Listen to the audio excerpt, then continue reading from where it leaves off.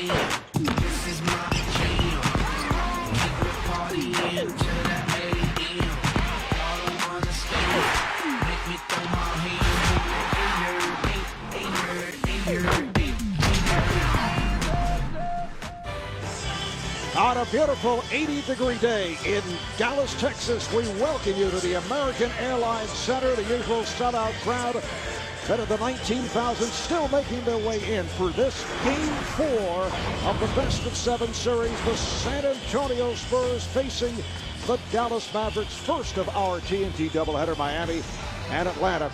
Coming up next. Hi, everybody. Marv Albert along with Reggie Miller will be joined in just a moment by Marty Snyder working the sidelines. Ready to go here in Dallas. Let's check out the McDonald's starting lineups.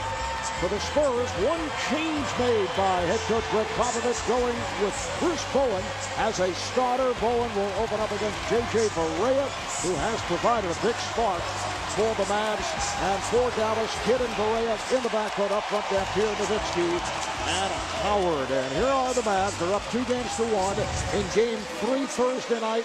Dallas crushed San Antonio by 21 points, only 67 points in Game 3. A franchise playoff blow for San Antonio. The starters were pulled early in the third. Reggie, it was an embarrassing loss. What do the Spurs have to do to bounce back? And that is the subject of today's edition of Cold Hard Facts, provided by Coors Light. Well, they've got to get back to playing Spur basketball, and that is creating distance from that three-point line. 18 of 32 in games 1 and 2, only 2 of 17 in Game 3. Parker has to be in attack mode. He's averaged 31 points in games 1 and 2, only 12 in Game 3. And where's Timmy? 9 total points in the fourth in 3 games, only 5 points. More production out of the future Hall of Famer. And just moments ago, Jason Terry was honored winning the 6th Man Award, the third Dallas Maverick to pull this off, following up on Roy Tarpley, Antoine Jameson. Jason averaged 19 points coming off the bench in 63 of the 74 games he played. And his teammates respond as the crowd did.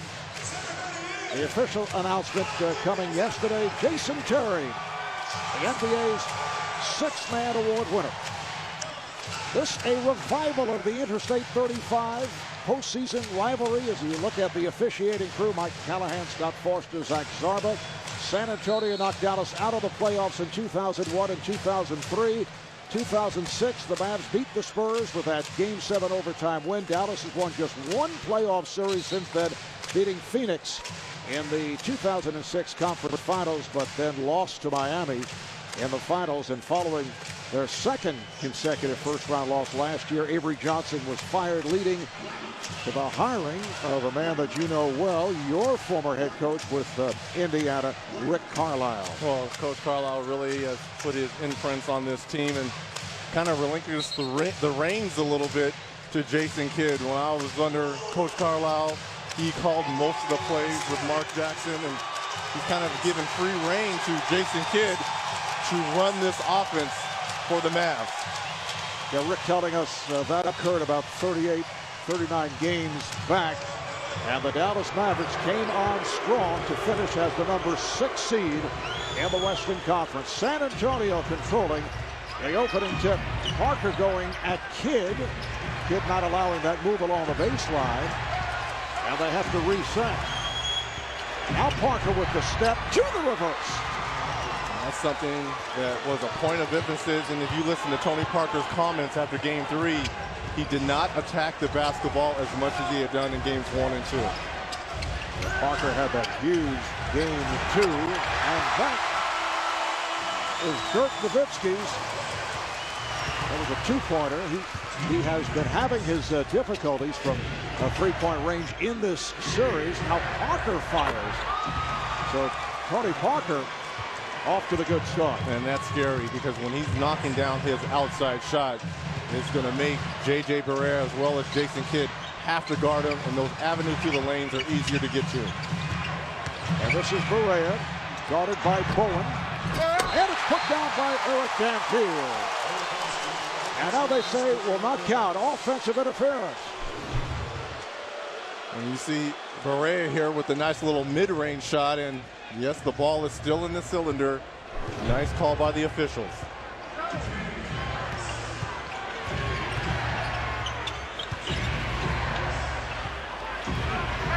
Josh Howard switching off to Tony Parker. Nice lead pass, and Duncan with the bucket. Well, it was really pick your poison on that because Tony Parker was wide open when he came off that jump screen, and Duncan does a good job of rolling, getting the easy lay-in. As you touched on earlier, Tim Duncan only 15 minutes. The other day setting career playoff lows for Raya from downtown. Well, the Spurs got caught in double-down rotations and were just a step slow of rotating out, getting to a wide-open Barea in the corner. Nice lead by Parker. So Tony Parker not only hitting shots, but setting up teammates, and the Spurs have an 8-5 lead. Tim Duncan already matching his point total from game 3, 4 points already, but his activity is certainly a little bit further than it was in game 3. Howard gets it right back outside. 5 on the shot clock. Kidd for 3. Good box out by Duncan, although Dampier felt he was fouled. Here's Finley from downtown. Michael Finley, the one-time Dallas Maverick, extends to an 11-5 advantage. Howard got the step, and he's fouled. Duncan coming over to help out, and that'll put Howard at the line. Tony Parker, we said he has to be in attack mode. You come off the pick and roll and wide open jump shot, but he finds Tim Duncan rolling down the middle. And here he comes off another brush screen and finds another wide open Duncan for the easy lay-in. Already 3 minutes, 3 assists, 2 of 2 from the field for Tony Parker. Matt Bonner picked up that foul as he and Duncan converged on Howard. Josh Howard in game 3, 17 points, 8 rebounds, and just 26 minutes of play. It was all Dallas the other night, led by double digits in the first quarter, led by 36 points in the fourth quarter. Parker with the step, and here comes Kidd. Barea putting a move on Bonner. And the foul. And J.J. Barea is hearing it from the crowd. He was pushed by Duncan. J.J. out of Puerto Rico, a member of Puerto Rico's national team, played his college ball at Northeastern. It's his 3rd year in the NBA, and he has worked his way into the starting lineup. Howard for 3. Josh Howard in the past, not as much this season, but in the past has been a prolific scorer in the first quarter. Well, he averaged almost 8 points in the first quarter this year, and that's having the bad ankle. Tim Duncan in another pick and roll situation with Tony Parker gets fouled.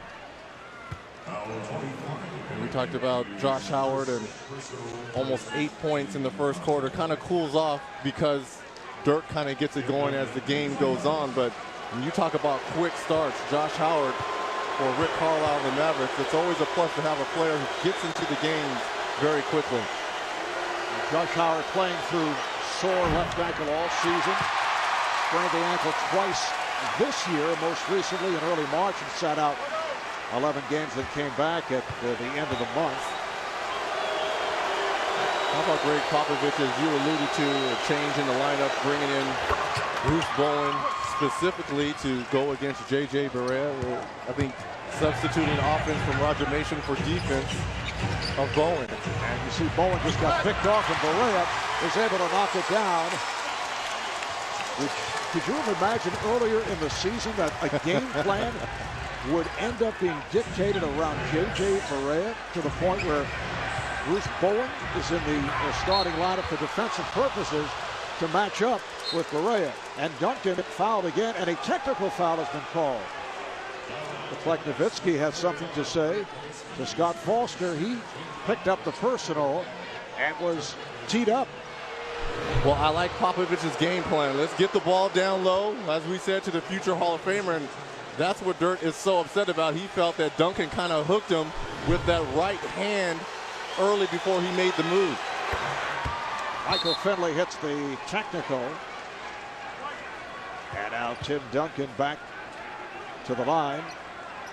2 shots for Duncan. 69% free throw shooter, which for Tim is not bad. That's an improvement. We're talking with Pop before the game, and I told him I've been in this situation as he misses the first of 2. When I've played bad, especially in a playoff game, you take all the pressure on your shoulders, and after game 3, Tim Duncan standing up in front of the locker room and telling the rest of the guys, it's my bad, it's my fault, I played awful, and Pop saying, no, wait a minute, this is a team game, we all didn't play particularly well, as Tim Duncan misses both of them. And I like that from a superstar. You know, you've got to take responsibility. Here's Barea getting into the lane, rebounded by Bowen. But you can see right at the start, one of the points that Greg Popovich mentioned to us, he was not happy with the transition defense on the part of the Spurs the other day, and that has certainly been a strong point here in the opening minutes. And when you shoot only 2 of 17 from beyond the arc and only 32% from the field, you're going to be transitioning most of the game, and he just felt that the Spurs really didn't get back on defense like they're capable of doing. There's Parker spinning on Dampier, and he scores. Took the contact and kept going. Crowd looking for a travel. Well, that is a typical Tony Parker move off the second effort following the contact. Spurs now lead by 3, and the Mavericks take a timeout. Well, Tony Parker attacking the lane early, 6 points, and you see the nice little spin there using the glass.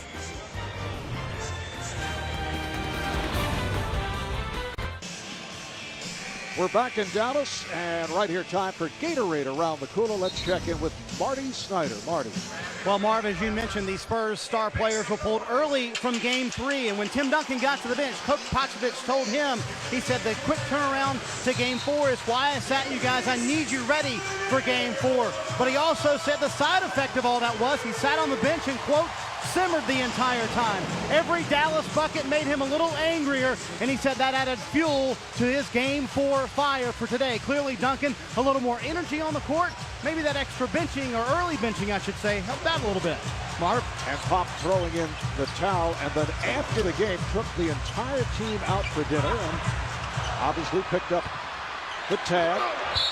Foul from behind. It's on Matt Bonner, so Eric Dampier will go to the line. Jason Terry checking in just a moment ago following the timeout break and hearing it from the crowd. I mentioned he was honored earlier, winning the 6th Man Award. Can you recall any situation in your career where a team would give up on a playoff game? Although I can understand the thought of Greg Popovich because he felt, hey, this one is all over, although it is still early 3rd quarter. But it was a short respite between games, and this is a much older team, and I'm sure that's what was on his mind. Plus, he saw these guys just didn't have it the other night. Well, I think Popovich's thinking is, I've got a veteran ball club, and you kind of go back to last year where in that series against New Orleans, going against a very young team, a spirited team, he felt his team had no shot in game 3. It's an early turnaround game, which he's not happy about with the schedule. But if you can get this game, you've got 2 days off between game 5 and 2 days off between game 6. So that's the thinking of Greg Popovich. Let me rest my veteran players and get ready for a game 7 type situation for the Spurs. Duncan with the rebound, but he stepped out of bounds. Kirk Thomas and Roger Mason have come on for San Antonio, but how about 67 points for San Antonio the other day, lowest point total in Spurs playoff history, and the fewest points allowed in Mavs playoff history. Howard now being played by Bowen, and the steal as Thomas came up with it. You know, they had 42 points at the end of the 3rd quarter. I mean, that's almost like a college game. That was intended for Duncan, and here is Terry on a breakaway.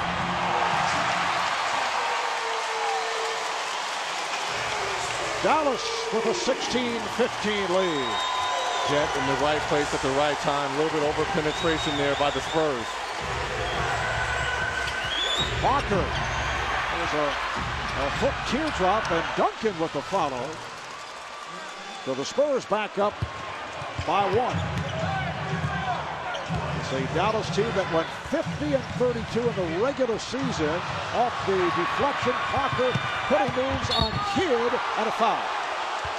And it's on Kidd. It's called a blocking foul. For Jason Kidd, that is his first. Both teams turning the ball over, which is leading to easy transition buckets, and not quite sure where Jason Kidd got Tony Parker, but enough for the officials to send him to the free throw line. Let's take a look at the upcoming national TV schedule tonight on ESPN. Lakers and Jazz. Game 4, 9 o'clock Eastern time. Jazz coming off the big bucket by Darren Williams to beat the Lakers in Utah. Tomorrow on ABC, Boston at Chicago, game 4, followed by Cleveland at Detroit. Also a game 4. Then Monday on NBA TV, Denver and New Orleans starting at 8:30 Eastern time. Earlier this afternoon, the Hornets hanging on to beat the Nuggets 95-93. So Denver now leads that series 2-1. Chris Paul with 32 points. Kidd not able to hit the 3. And Nowitzki is fouled. Tipped by Thomas. So Paul with 32 along with 12 assists. David West 19 points and 9 rebounds. Carmelo Anthony led Denver with 25 points. A nice bounce back win for the Hornets there, especially getting off to that slow start. We don't know, maybe that early time might have affected them, but they found a way to win that ball game. Carlisle does not like the call. Last touch by Dallas, says Mike Callahan. So the ball back to San Antonio. Spurs now have Parker and Mason in the backcourt. Duncan with Thomas and Bowen up front.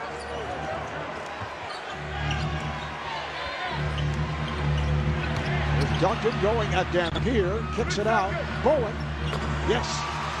Now that's a rare 2-point shot for Bruce Bowen. But that's all created by the drive of Tim Duncan. So much attention, and they converge on him. Wide open Bruce Bowen for the 17-footer. Foul was called away from the ball. And now, oh, wait a second. Defensive 3 is called on Duncan. So Nowitzki to the free throw line. One of the better free throw shooters in the league, and not able to convert on the technical. Well, how about the Spurs? They shoot 32% from the field in game 3. Already today, they are almost 67%. The ball movement is a little bit more crisp, and Tony Parker, his ability to get into the lane and create. Howard, Bowen with the rebound. Just under 5 minutes remaining in this opening quarter. Parker, yes. Tony Parker with a very good start. 10 points, 4 of 7 shooting. It's an 8-0 run put together here by San Antonio. Pass intended for Dampier. Now Brandon Bass has come on for Dirk Nowitzki. And when Tony Parker is able to knock down shots like this, because you remember when he first came into the league, shooting was not his strong suit. Great finisher, great speed, but knocking down that mid-range shot was very difficult for Tony Parker. 5th turnover committed by the Mavericks. And here's Parker again.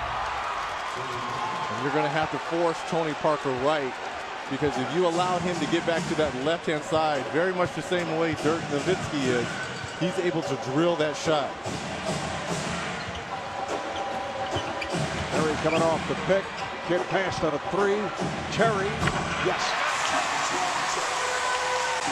Jason Terry with his second field goal. Spurs have a 25-18 lead.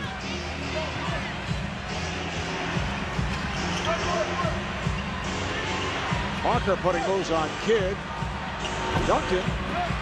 Bass with the rebound. They look to trap Terry.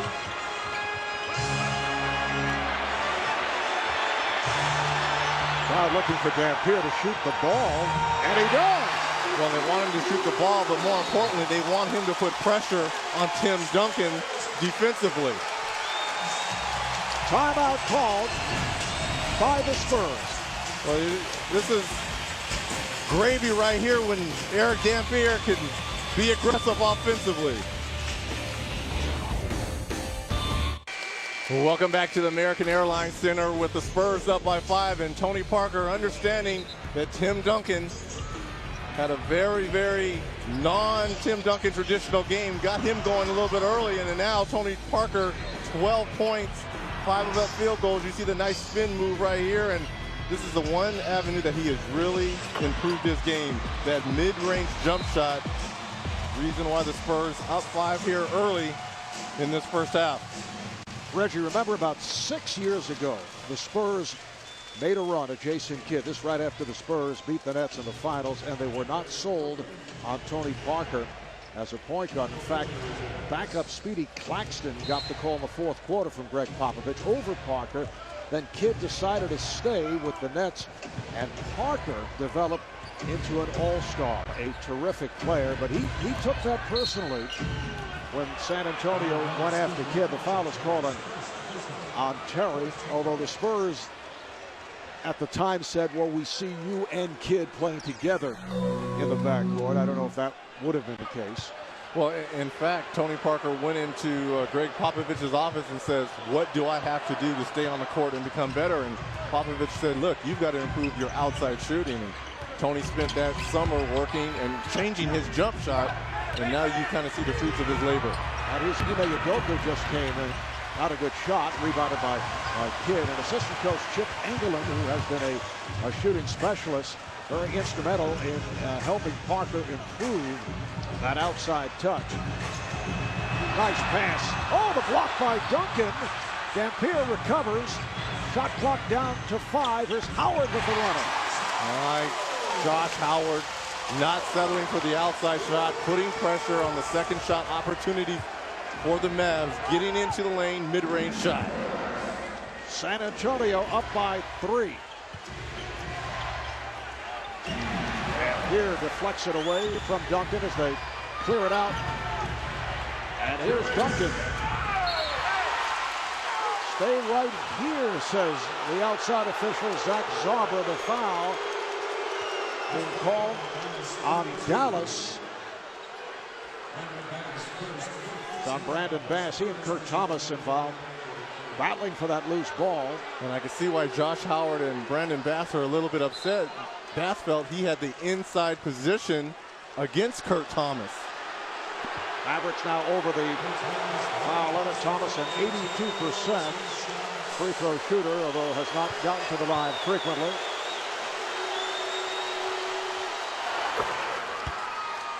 And this is what Brandon Bass and Josh Howard are talking about as the shot goes up from Duncan. A little bit of push right there from Brandon Bass to kind of send Kurt Thomas out a little bit. I don't know if it's enough for a foul, but he's at the free throw line. San Antonio by 4 with just under 2 to play in this first quarter. Here's Howard. Oh, Josh Howard off to the fast start. We talked about him being one of the first quarter scorers, almost 8 points this year. 9 points here in the first. Mason had it slapped away. Terry got a piece of it. Here's Terry for 3. Yes. Dallas back on top by 1. An 11-1 run by the Mavericks. This is when the Spurs always run into troubles when Tony Parker has to go to the bench. Another steal by the Mavs. Terry. Back tap. Terry again for 3. When it comes to Bass, another Dallas possession. Here's Kidd wide open for 3. 30-26. Dallas. Final minute, first quarter.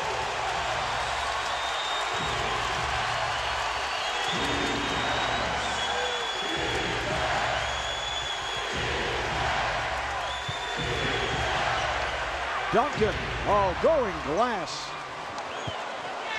That ends a 14-1 run by the Mavs.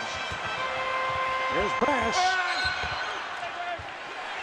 And the foul is called on San Antonio. The Spurs now over the foul limit.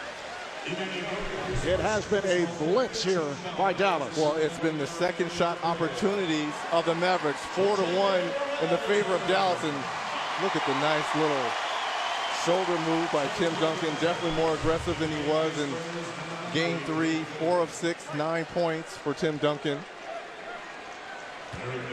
So Eric Dampier to the line, only a 63% free throw shooter. Coming up next, it's the Hawks and the Heat in game 3 from Miami. That series tied up at 1 apiece. Nick Stockton, Walter Bizarre, Mike Fratello, Darryl Miller. They'll have it from Miami. That's the second of our TNT doubleheader. It's a 31-28 lead here for Dallas.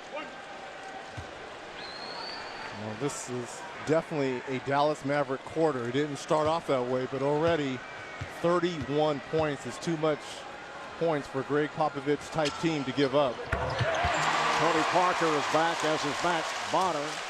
Parker got off to the good start, 5 of 8, 12 points, 3 assists. But with Tony sitting down, things took a turn in Dallas's favor. They now lead by 4. Got a second differential between the game clock and shot clock. Parker got the step and he was hit by Barea. But that'll put Parker to the line. And now Dirk Nowitzki will check back in with 7 seconds on the clock.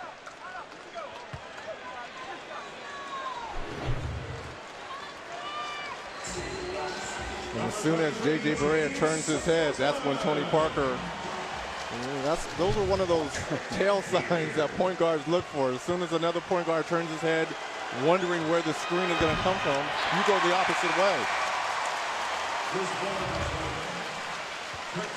Well, this series, Tony in game 1, 9 of 22, broke out with 38 points in game 2, the San Antonio Victors. He hit 16 of 22 from the field. Spurs have missed 5 free throws already so far in this first quarter. Final seconds of the quarter. Here's Terry putting moves on Bowen. Rejected by Udoka. And that is the end of the first quarter, but it's a 16-4 run for the Mavericks. The last 3.5 minutes after 1. Mavericks 32 and the Spurs 29.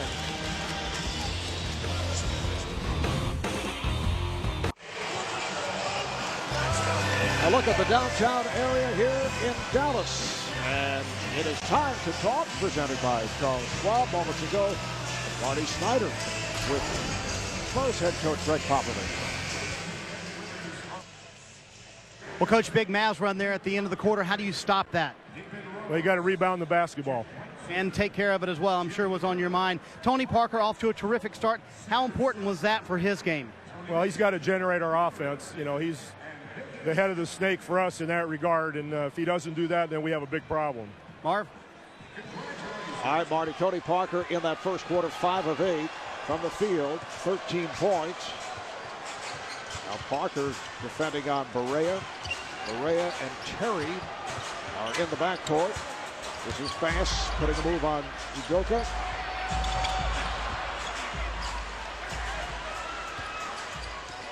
Bruce Bowen is back up front with Drew Gooden and Matt Bonner. Nice move by Parker, penetrates, and then he is fouled by Antoine Wright, making his first appearance of the day.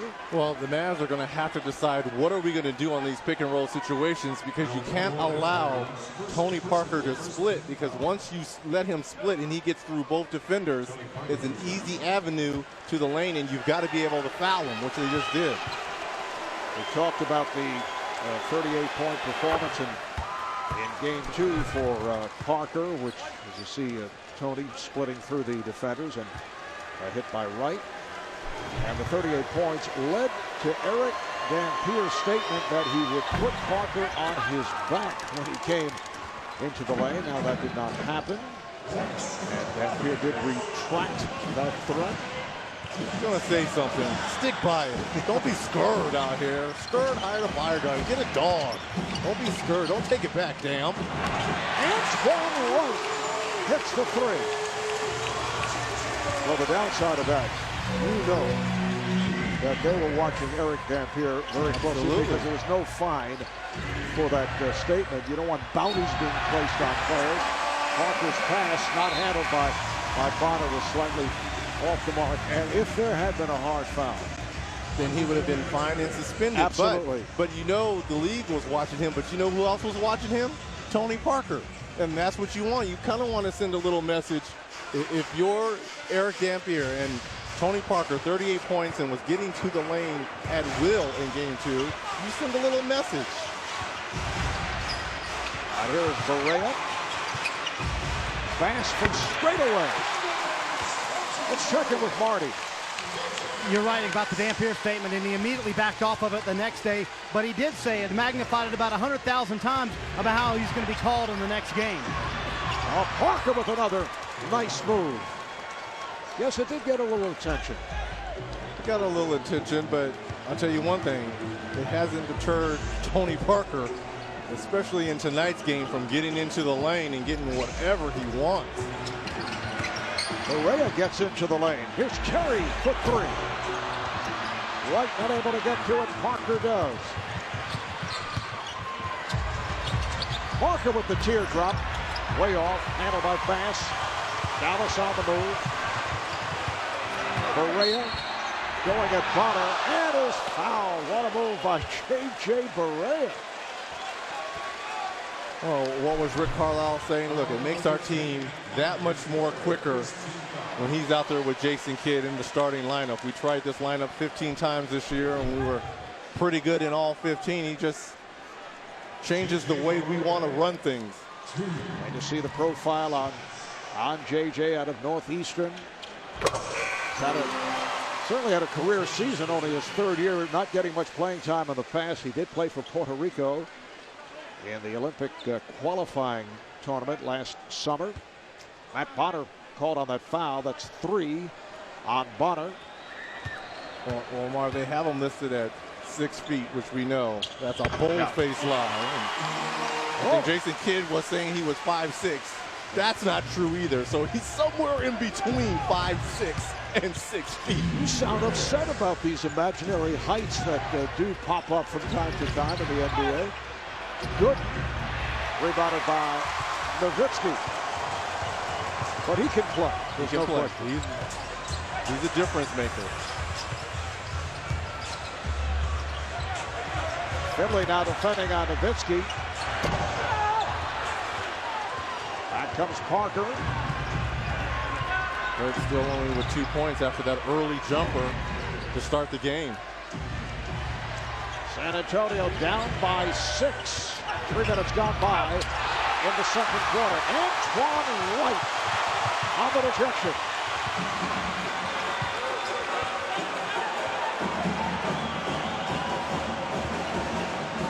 Bowen is back on Barea. Terry with the crossover. Terry. And a foul called. Basket will not count. Foul before the putback by Bass. That's on Parker. That is his first. So Jason Terry to the line. Tony giving his point of view to Scott Foster. A programming reminder, don't miss the new season premiere of Leverage this July only on TNT. Jason Terry earlier in the season sat out games due to a broken bone in his left hand, was able to bounce back. Very strong fashion. In the regular season, he averaged better than 19 points a game.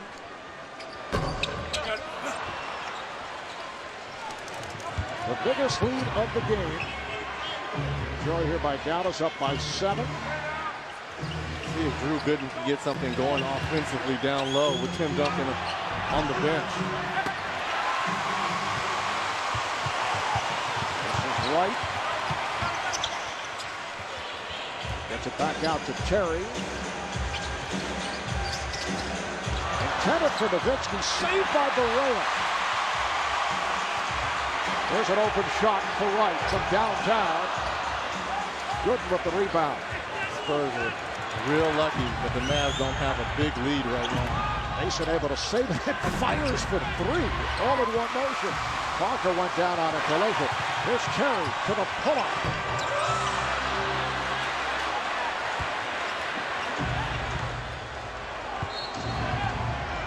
And Greg Popovich not happy with what he is watching in this second quarter. Takes a timeout with 4 minutes gone by. And the Spurs trailing the Mavs by 7.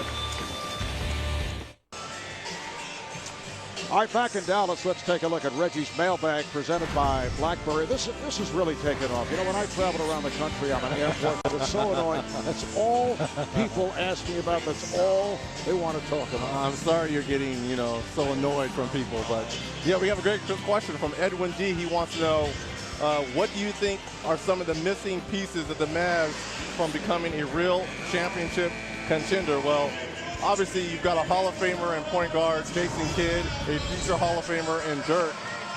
If I'm Mark Cuban, who's done a fabulous job at putting this team together, you're going to need a low post scorer. I love what Damp does on the defensive end, but you've got Chris Bosh, who's going to become a free agent, possibly Amari Stoudemire. You need someone down low who's going to command a double team for your ball club.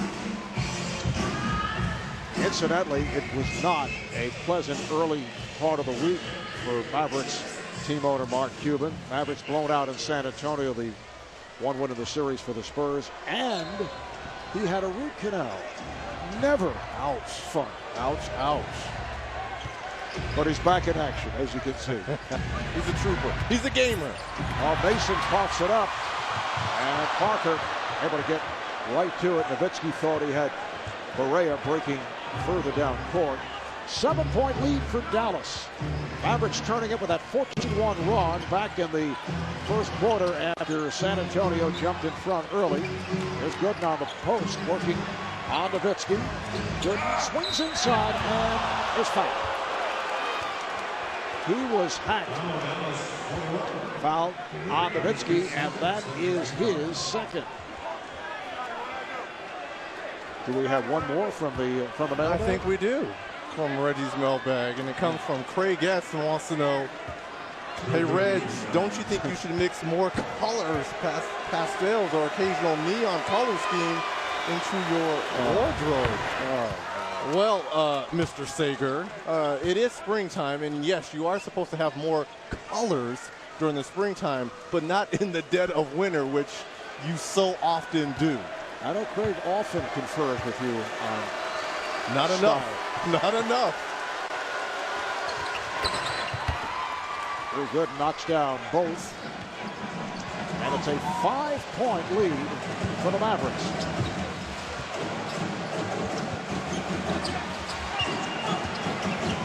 Berea working the point. Berea and Terry are in the backcourt. Wright for three. Antoine Wright, originally a first-round pick of the Nets, came into the league as a defensive player and is a good three-point shooter, but kind of a street shooter from downtown. He's hit 2 here in the first half. Duncan did not have the angle. Rebound, Nowitzki.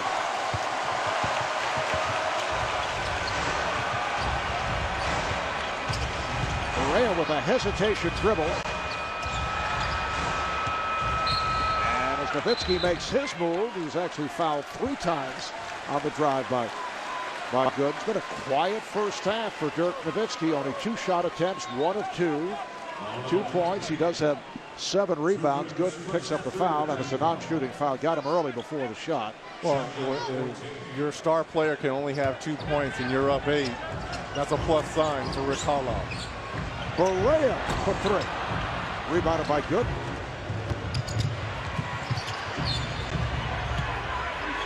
Finley looking for help.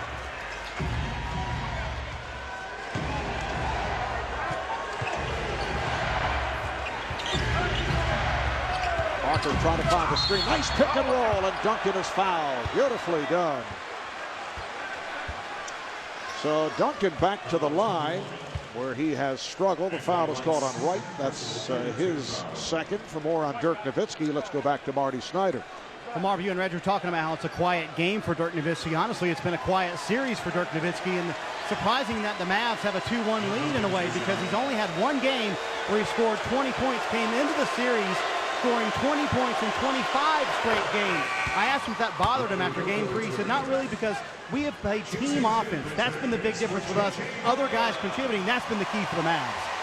I wonder if that left thumb, which has been wrapped, he jammed it in game 2. I wonder if that is having an effect.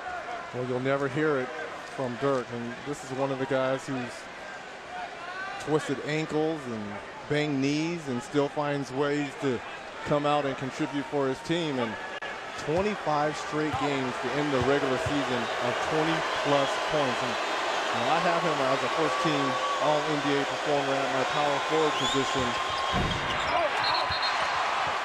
Another free throw missed.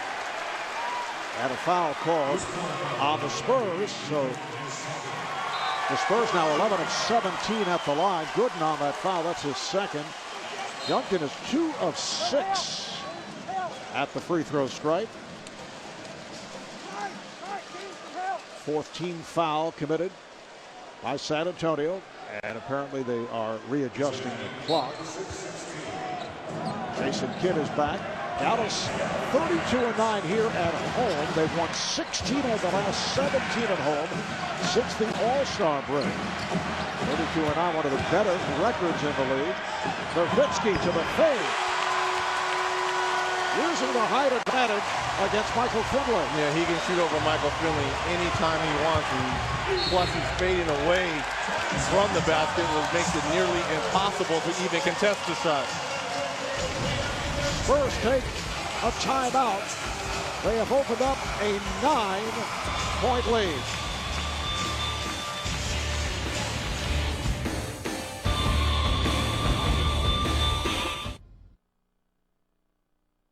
He's the honey. I mean, he's the guy who everybody knows, from us to the opponent to the people watching the game, that he's going to be a factor in the game, that he's going to touch it, shoot it.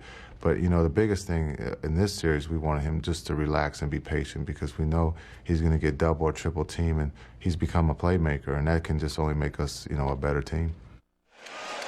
Well, you know, when you're the best player, and obviously every night you're going to face double and triple teams, as Jason Kidd alluded to. But I like the patience so far. He hasn't really forced any shots. He's looked to get Jason Terry and Josh Howard into the game, and he knows as the game and the series progresses, he's going to get his looks.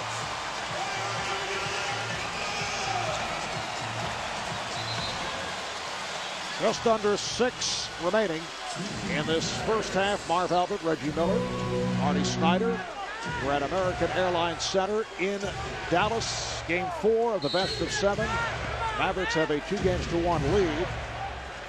Spurs looking to turn it from the 88-67 loss this past Thursday night. The game that saw Greg Popovich pulling his starters early 3rd quarter. That counts in a foul. Tony Parker able to drill it.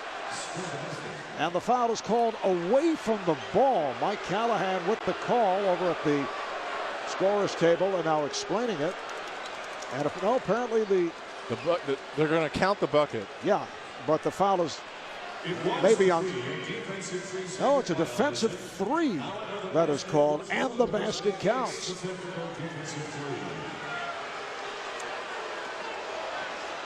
And now Scott Foster explains it to Rick Carlisle. You do not get the technical foul on a defensive 3 because the shot went down. So Tony Parker now has 19 points. It's almost like the Spurs are in quicksand. I mean, they're down 7 right here, but you feel like they can turn it on at any time. And as the pass went to Dampier, the foul was called as Bowen made contact with Terry. So Bruce Bowen is now defending on Jason Terry. Bruce Bowen, who has been referred to as Edward Scissorhands by Phil Jackson, which is a backhanded compliment, I think. And Edward Scissorhands, should be pointed out, was a successful movie several years ago starring Johnny Depp. Johnny Depp. Johnny in the role of Bruce Bowen. Well, you know, Bruce, to his defense, he's very limited offensively. You know he's going to knock down threes in each corner, but he's out there basically to annoy you. And, you know, if you talk to Ray Allen, Rip Hamilton, and Kobe Bryant, all guys that Bruce Bowen has somewhat faced throughout the years, there's a lot of claw marks that are on their arms because of Bruce Bowen. Now, would you put yourself in the category, and we know Bruce is a great guy off the court, of being annoyed by Bowen going up against him in your playing days as Terry misses the layup? And Bowen is on it. Well, when Bruce and I used to go at one another, he was much younger. He didn't have all the tricks that he does now. So he was baby Edward Scissorhands. I see. Parker for three. Yes. Tony Parker has been a one-man show in this first half for San Antonio. 22 points for Parker. 8 of 13 shooting. 22 of the Spurs' 41 points have come from Tony. Udoka with the steal as Terry threw it away. Parker open, he couldn't believe it. Wide open for three. Well, what did Greg Popovich talk about? He wanted some three-point shooting and established that. Only 2 of 17. Tony Parker again. Look at this wide open layup. These are opportunities that you can't get back if you're a Mav. And then look, something that Tony Parker's really not used to is three and in transition. Can you believe he's this wide open? Okay, well, I'll pull up 25 points, 9 of 14 for Tony Parker. Only 8 teams have come back after trailing 3 games to 1 to win a best of 7. Ginobili for the three. Yes! Nowitzki goes right at Bowen. And the foul! Backhouse. Yes. The celebration is on in Dallas. They win in overtime. A flashback to the 2006 Western Conference semifinals, Game 7 between the Mavs and the Spurs. Dallas won the game and the series. They went on to defeat Phoenix in the conference finals and then lost to Miami in 6 in the NBA final. Here's the lead for Howard. Dampier not able to handle it. Duncan does. Pass behind Parker, recovered by Howard. And Howard now picked up on a switch by Bowen. Tony Parker has scored the last 8 points for the Spurs. We're back in it now, trailing by just 3. Dallas is led by as many as 9. An adventure with the basketball for Howard and the Mavs. And they're able to keep it alive. Here's Kidd kicking it back out. Shot clock to 2. Howard loses it again. Josh Howard just couldn't seem to come up with the handle on that possession. And here is Parker getting it back out to Bowen. Parker went flying.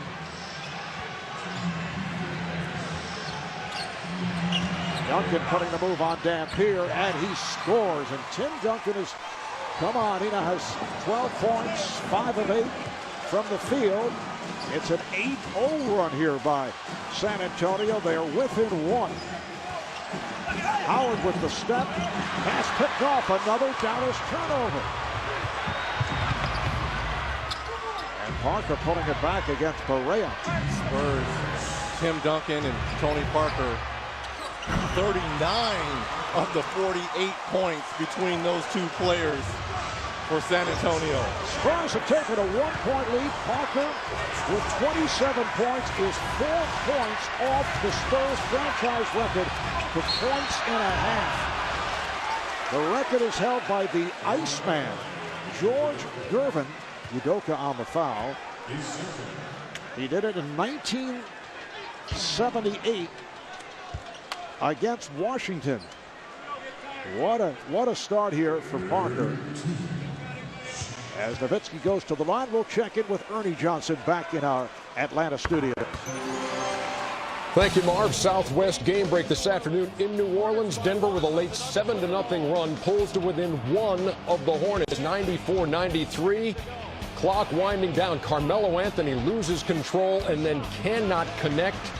And the Hornets hang on to win it 95-93. It's 2-1 now, Denver in that series. Kenny and Charles will be here shortly with the T-Mobile halftime report. They'll break down the first 24 minutes in Dallas. And later, Game 3, Hawks and Heat tied at 1. Dick Stockton, Mike Fratello, and Cheryl Miller have it covered. Now back to Big D, Marv.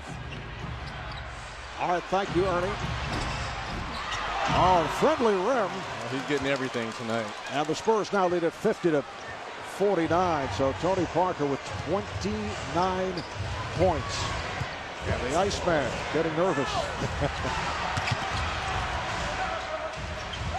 Howard for 3. Rebounded by Friendly. Well, Josh Howard got off to that quick start. 9 points in that first quarter. Hasn't scored since. Duncan, nice fake, and then Nowitzki reaching in. Made contact with a foul call. Now they say it's Dampier. Apparently got to him first. Now, if I'm a Mavs fan, I'm upset because the official underneath, Scott Foster, who has a play, eyes on the play, does not make that call. And Mike Callahan, who's on the outside with about 8 bodies between him and what's going on down low, makes the call. Those were some of the calls that were so frustrating as a player when the official, who's the furthest away, makes the call. Look underneath, there's Scott Foster. He has eyes on the play. There's so many bodies between the official Mike Callahan and what's going on. How can he see what Eric Dampier is doing behind as Mark Cuban starting to stand up and object a little bit? And that could have easily been called on Nowitzki, who started to complain before the call was even made. Duncan 2 of 7 at the line. Can you imagine if the Spurs were making their free throws? They might be up 6 or 7. Well, San Antonio, a team primarily because Duncan does go to the line so frequently and has not had success at the line. In fact, the team has not done well. They're 19th in the NBA. Nowitzki, good job by Udoka, who was all over him. The ball is kicked out. Bowen knew that he kicked it out, but he tried to get the call. But it was last touched by Bowen. Nice defense by Ime Udoka on dirt, forcing that tough shot. A 20 taken by Rick Carlisle with 1.5 minutes left, first half. Through NBA Cares, the NBA family demonstrates its responsibility as citizens of the global community. Whether it's our Basketball Without Borders program that takes us all over the world, or our efforts to strengthen and improve communities here at home, we work to leave a lasting impact every place we go. It's our way of showing that the NBA cares. On behalf of the NBA and all of its players, I'm Ray Allen of the Boston Celtics.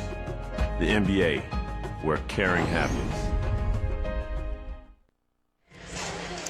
San Antonio's hit their last 6 shots, 5 of the 6 by Tony Parker. And Jason Kidd will put it in play, just 5 on the shot clock.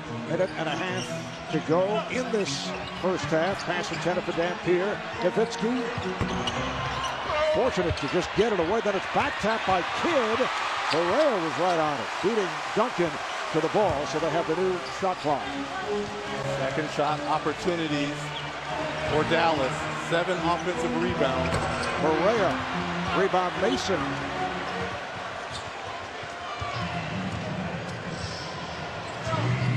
The Spurs have taken a 51-49 lead on the Mavericks. Parker over Kidd. Yes, he has been unconscious. This is a show. 31 points to tie the Iceman, George Gervin. Most points and a half in a playoff in San Antonio franchise history. Parker on it. 3 minutes get back. Parker putting a move on Barea and leads Duncan, who's pushed by Dampier. So Duncan heads back to the line. What a sensational performance for Tony Parker in this first half. He had the great game, game 2, with 38 points, 16 for 22. He has carried his team in the half. And you see the nice little step back move, which we rarely see a Tony Parker arsenal, but a step back move jumper 31 points. Are we going to start calling him Baby Ice now? He's getting ready Well, you got the Iceman and Baby Ice. he's had a number of strong games going up against Jason Kidd. I mentioned the situation that took place several years ago, although it has not been Kidd who has been guarding him throughout. But certainly there is motivation that has remained.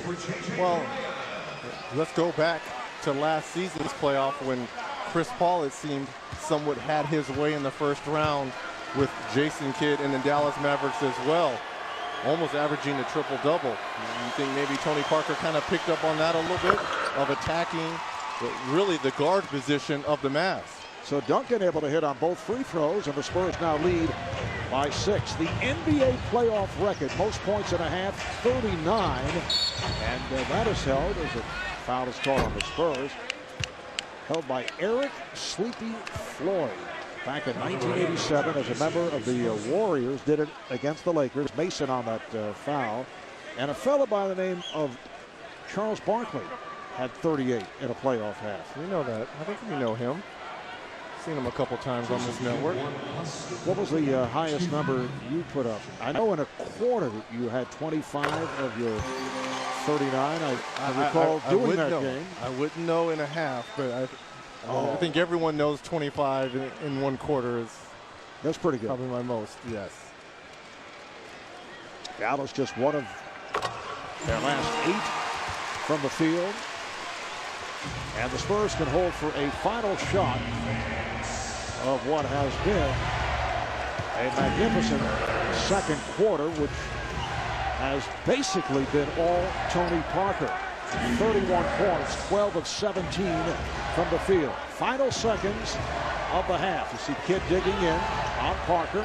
He's down at 2. And Bowen stepped out of bounds.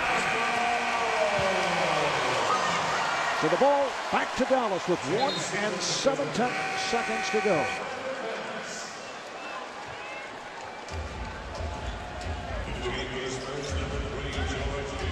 Rick Carlisle setting on James Singleton. And George Hill checks in for the first time for the Spurs. 1.7 left.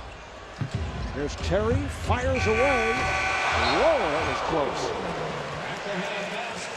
Just slightly off to the left. Spurs hit their last 7 shots. 6 of the 7 by Parker.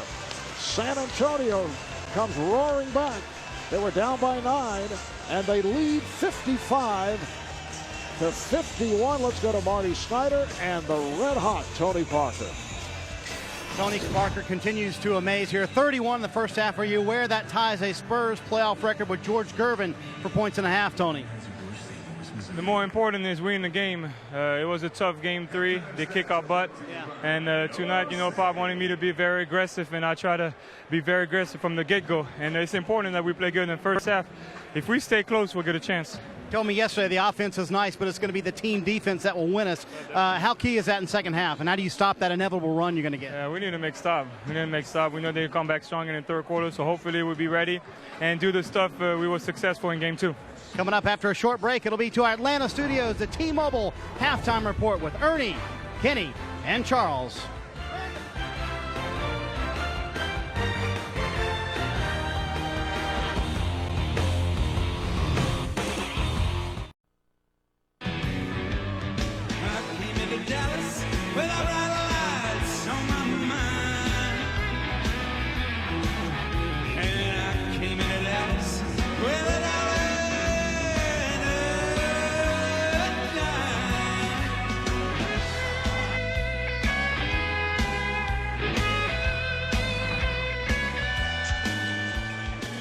Welcome back to Dallas, Texas. We are at halftime. San Antonio able to turn it, and they lead the Dallas Mavericks 55-51. Spurs trying to get back into the series, trailing 2-1, coming off that subpar performance, to say the least, the other night. And they finished the first half very strong. In the latter stages of the half, a 17-4 run by San Antonio. They hit their last 7 shots, and the combination of Tony Parker and Tim Duncan put up 27 of the last 29 points for the Spurs. And they have 46 of the Spurs' 55 points. And it's really pick your poison, because when Tony Parker and Tim Duncan get it going like that, especially in the pick and roll situation, and Tim Duncan down low, finally that offense is coming, and Tony Parker, when he gets into the paint, this was something that Rick Carlisle was going to be a point of emphasis, trying to keep him out of the lane. But once he gets in the lane and he's knocking down jumpers like that, it's very tough. 31 first half points for Tony Parker. All right, Reggie, time for the game summary brought to you by Dos Equis. Spurs end up shooting 56% for the half on 19 of 34. Dallas dropping off 39%, 15 of 39. See the points in the paint, points off turnovers. And Tony Parker with the 31-point first half, which ties Hall of Famer, the Iceman, George Gervin, for a Spurs playoff franchise record. And as we mentioned earlier, the NBA playoff record for most points at a half held by Eric Sleepy Floyd, who did it back in 1987, put up 39 points for Golden State against the Lakers. Let's check it with Marty Snyder. Marty. Marv just talked to Rick Carlisle, the coach for Dallas. He said our turnovers were simply unacceptable in the first half. 10 turnovers for 17 San Antonio points. He said that's our biggest issue. We certainly have to be more aggressive with Tony Parker, but if we don't quit turning the ball over, we won't win this game, Marv. And Dallas missing on its last 7 field goal attempts. Without a field goal the last 6 minutes of the half. Well, they got to try to get dirt going offensively as well. Only 6 points in that first half and only 4 attempts. Nowitzki being played by Bonner. Gets it inside to Dampier. They trap him. Shot clock to 2. Howard for 3. Howard opens up the third quarter by hitting the long-range pop. And the Spurs now lead by 1. Nice ball movement by the Dallas Mavericks. All right, here's Duncan going glass. So San Antonio up by 3. Tim Duncan, 6 of 9 for 17 points. There's Howard again for 3, and he is tripped up by Duncan. And I'm wondering, is this a 2 or a 3-point shot, as official Scott Foster? It's a 3-point free throw attempts for Josh Howard. Never want to foul jump shooters. And what is Tim Duncan doing out there anyways, contesting that far away from the basket? Second foul on Duncan. Greg Popovich discussing it with the official Scott Foster, who just demonstrated the tripping motion.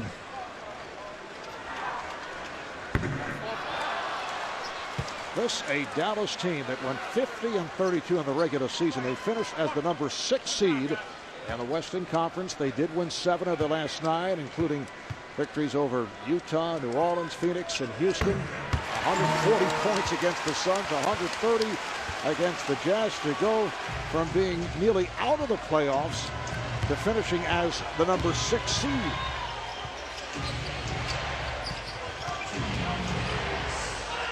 Now Bowen open for 3. That's usually his spot. Well, that's what is going to be your dilemma when you trade defense for offense. That would have been Roger Mason in that corner, who is a much better 3-point shooter than Bruce Bowen. Bowen starting the game here tonight. Popovich making a change. Correa with a wild flip shot that kept alive. Here's Kidd for 3.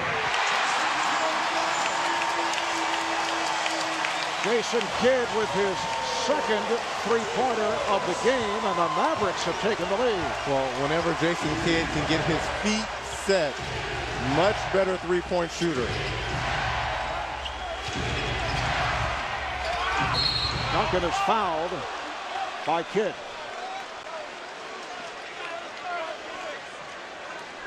Man, second shot opportunities. Damp does a good job of keeping the ball alive. And Jay Kidd can get his feet set. You know, in the regular season, Jason Kidd is only 85 3-pointers behind Peja Stojakovic, which you wouldn't think that's the case. You would think Peja, who is a much better three-point shooter. Only 85 three-pointers behind, third active players behind, obviously, Ray Allen. Tim Duncan continues to struggle at the line. He's 5 of 11. Kidd shooting 41% from three-point land this season, which is about the same as his overall shooting percentage, although it seems he prefers to fire up threes. The Dallas lead is 1. 2 minutes gone by in the third quarter. Marv Albert, Reggie Miller, Marty Snyder were at American Airlines Center in Dallas, game 4 of this best-of-7 series. Dampier getting position and stops. And that play was made by J.J. Barrera. Nice look away as soon as he got into the lane, which froze the Spurs defense and allowed Damp to get that easy bucket. 8 points for Eric Dampier. Good job by Kidd on Parker with some help. Making it a little more difficult for Parker to find shots. Bonner, that's his first field goal attempt. Bonner was out there for the most part to shoot threes.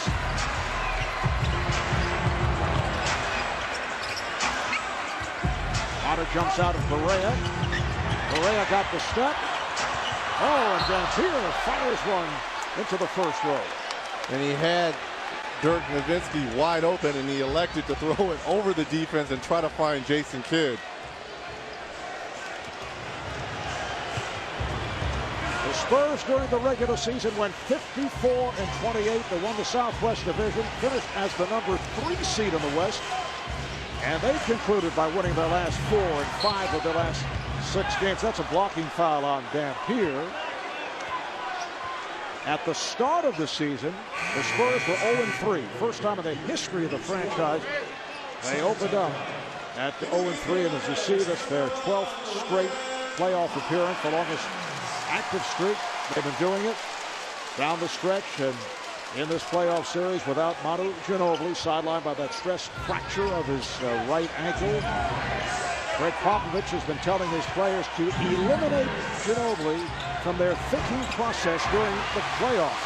He feels they have to be in the mindset that Manu is almost not part of the team. He doesn't want even any conversation about Manu Ginobili.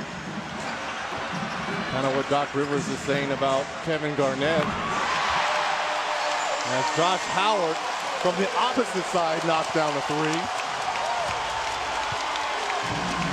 It's nothing personal against Ginobili. He doesn't want his team using it as an excuse. Exactly.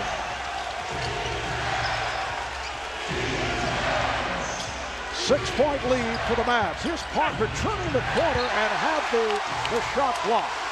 Last touch by Dallas. San Antonio will have 5 on the shot clock. Well, nice skip pass by Jason Kidd, finding a wide open Josh Howard behind the three-point arc. There's Duncan. He's turned back. Ryan Hollins, who had just come on for Eric Dampier, came up with a block. Nice play by Parker. Parker able to bat it away from Kidd. So Tony Parker with 33 points. First bucket of the third quarter. It looked like the Mavs are doing a better job, especially in pick and roll situations, building that wall for Tony Parker to see when he gets to the basket. Shot clock at 5. Nowitzki under pressure, able to knock it down. 25 shots for Dirk Nowitzki. He's hit 3. He has 8 points. Dallas up by 6. San Antonio takes a timeout. Water all over Nowitzki, but he's able to hit it.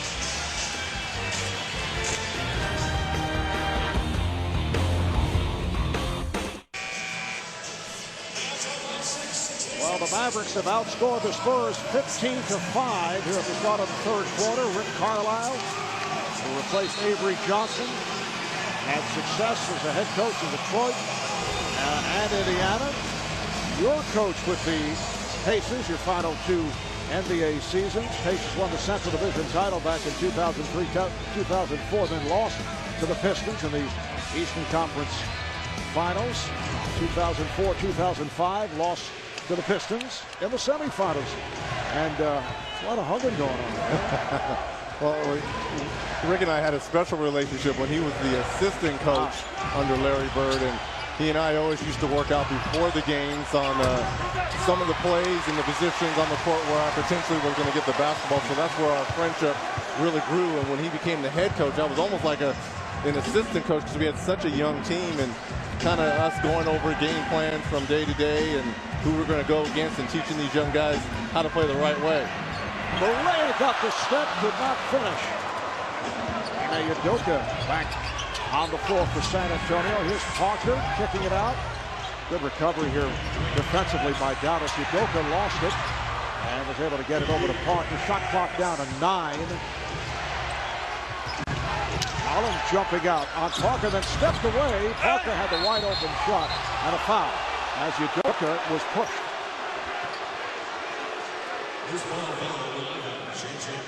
Foul on Correa. You know, Marv, we're wondering who else is going to score for the Spurs other than Tim Duncan and Tony Parker. This is where you miss Manu Ginobili, because he was that third guy, especially being able to create offense for himself. You look on the floor, Udoka has to be set up, Finley has to be set up, as well as Bowen, and this is going to be tough as the game progresses, especially with Tim Duncan. It's going to be tough for him to get buckets, and is Tony Parker going to wear down? See the turnover there by Tim Duncan. Is Tony Parker going to wear down after those 31 first half points? In fact, aside from Duncan and Parker, the last 13 and a half minutes, no one else has scored for San Antonio. Here is Kidd, rebounded by Udoka. San Antonio in possession, trailing by 6 points. Udoka for 3. Duncan with the rebound. Duncan now played by Hollins with help. Udoka passed on a 3 and drew the foul. Well, he got a little gun shy on that one because he had just previously missed a 3, and he should have taken the 3 in the court, in the short corner, but he elected when dirt was on him to take him off the dribble. Foul was called on Howard. You can log on to NBA.com to enter the Barkley Zone. Exclusive interviews, opinion, and analysis straight from the mouth of Charles. Only on NBA. That's scary there, Marv. It is. The Barkley Zone. Ime Udoka in his 5th season out of Portland State. He's played in Spain, he's played in France, the D-League, the USPL. Spent some time with the Blazers. Kept alive on the back tap. 9 free throws missed by the Spurs so far.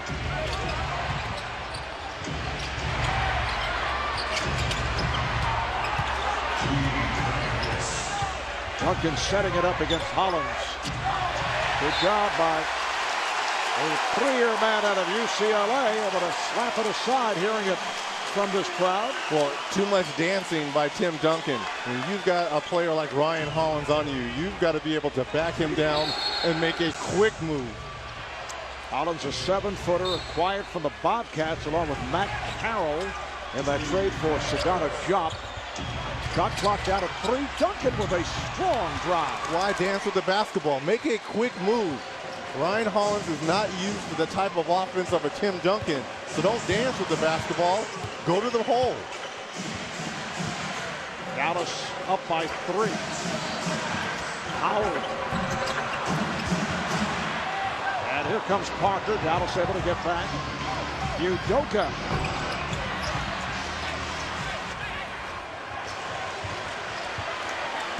I'm not quite sure Greg Popovich doesn't want to try to put Roger Mason, who's a better shooter than Udoka, as well as Bowen on the floor. You need some offense.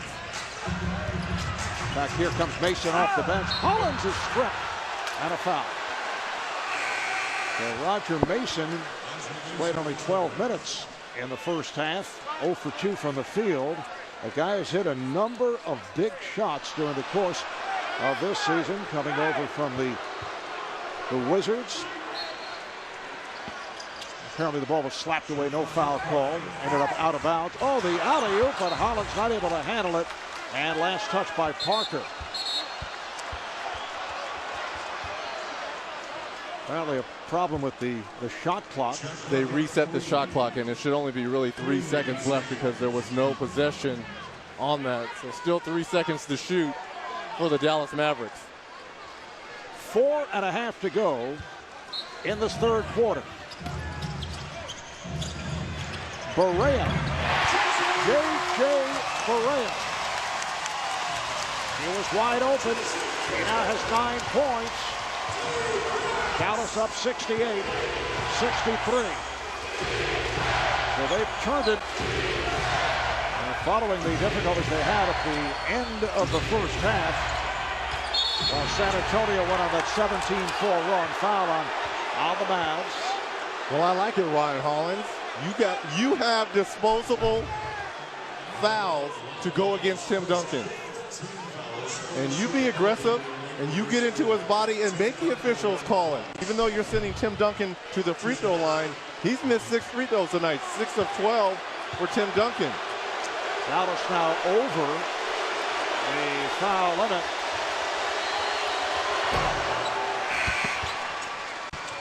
Now Jason Terry will come on for J.J. Barea. Jason Terry honored before the game as winner of the NBA Sixth Man Award. Last year's winner, Manu Ginobili of San Antonio. Terry today just 3 of 12 from the field, 10 points.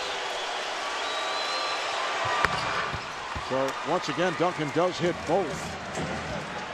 That'll turn things at the line. The Spurs now within 3, 4 minutes to play in the third. I'm shocked that Dirk only has 5 field goals to this point. Howard goes baseline, and he is fouled. Looked like Duncan got him. And that's 3 on Duncan. Like the nice hesitation here by Josh Howard. You think you're going to go up for a shot? Oh, no, one more dribble. Let me use the baseline as Tim Duncan comes over and picks up his 3rd foul for the San Antonio Spurs. Never saw a foul that actually he committed. There are a few guys like that. I was one of them. Okay, mea culpa. Were you over the top and arguing? I wasn't over the top. Earlier in my career, I was hot-headed. I will admit to that. But the older you get and the more better relationship you start to form and you become on a first-name basis with the official, it kind of dissolves a little bit. But I was a hothead my first 4 or 5 years. Many of our staff members point that out. They feel that you've been hot-headed at production meetings. 70-65 Dallas. Here's Parker. And Tony Parker with 31 of his 33 in the first half. Howard splitting through for that bucket. Josh Howard getting to the rim. He has 21 points. 12 have come in this third quarter. Well, he had a big first quarter with 9 points and is having a big third quarter for the Mavs. Parker, yes. 35 for Tony Parker. 72-67. Dallas, Howard.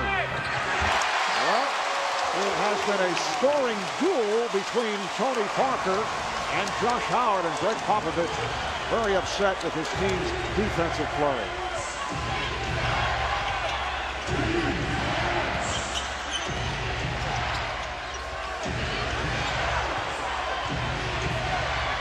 Good job by Kidd. Udoka to Duncan. Shot clock at 3. Parker eluding Kidd. Not able to hit from downtown. It's rebounded by Howard. Pretty good look there by Tony Parker. And Rick Carlisle says, let's talk it over. Timeout, Dallas. Well, we talked about Josh Howard being a first quarter scorer, but tonight in the third quarter, 12 points. Nice little hesitation getting to the lane, And here's the jumper coming off the pick and roll. Josh Howard, 7 of 11, 23 points. Back in Dallas, the Spurs seeking to even up this best of 7-2 piece. Game 5 back in San Antonio and Tuesday night. And here's a look back at the first 3 games of this series. Game 1 last Saturday in San Antonio. J.J. Barea and the Mavs bench with 39 points to help Dallas snap a 9-game road playoff losing streak. Monday, Game 2. Big one for Tony Parker, 38 points. Spurs in a rout, 105-84, ties the series at 1. This past Thursday in Dallas, different story. Dirk Nowitzki found his shooting touch, 8 of 12, 20 points. And the Mavs with that 88-67 crushing of the Spurs. And this is a most unusual game for San Antonio. Parker and Duncan have combined for 38 of San Antonio's last 41 points. Here's Howard for 3. Rebounded by Hill. So George Hill has come on. Well, I like Greg Popovich's thinking. At the beginning of this series, he said there's no way I'm going to play the rookie George Hill. And understanding you're going against a very quick team in the Dallas Mavericks, why not throw the rookie out there and get him some experience? Once again, Ryan Hollins doing a nice job against Tim Duncan. Hollins coming on for Dampier. Mavericks up 74-67. Howard off balance and a foul. And the foul is called on Hollins. No, they say the other way. And San Antonio upset about the call. It is on Mason who was involved with Hollins. So Jason Terry will put it in play. Josh Howard has scored the last 6 points for the Mavs. He has 14 of their 23 in this third quarter.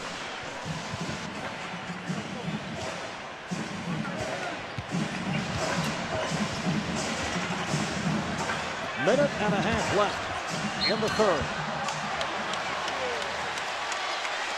And again, a foul is called on the Spurs. That's 3 on Udoka. For more on Josh Howard, let's go to Marty Snyder.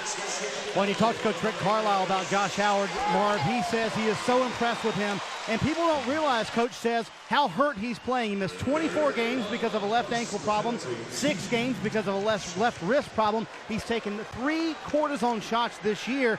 And you got to realize he was out as recently as the next to the last game of the regular season. Definitely playing hurt, definitely leading his team right now, though, Marv.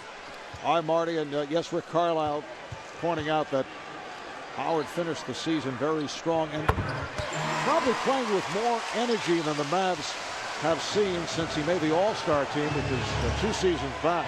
Well, you know, he had a few run-ins with off-the-court incidences, and people kind of question as Ryan Hollins comes over with the rejection on the rookie George Hill. And how about this spark off the bench for Rick Carlisle? George Hill thinks he has a wide open lane. Ryan Hollins with the rejection. Doing a little bit of the jet imitation of getting the crowd into it. Duncan going at Hollins. Nowitzki over to help. And a foul. This time it is on Hollins. So Tim Duncan back to the line. He's 8 of 14 from the foul line. Look at Ryan Hollins out of UCLA. Also competed for the UCLA track and field team in the high jump, long jump, and triple jump. And we saw what he can do in that department. Well, coming up next, the Hawks and the Heat in Game 3 of that series from Miami. They're tied at 1 apiece. Dick Stockton along with Azar, Mike Fratello, Caramillo will have the call. I would think by now Dick has had enough of Azar. What are you trying to say about? Well, you know, you could take it for a game, maybe 2, maybe another half. There's a window of opportunity. Here's Kidd. Yes. So the Mavs have opened up a 10-point lead with a minute left. in this third quarter.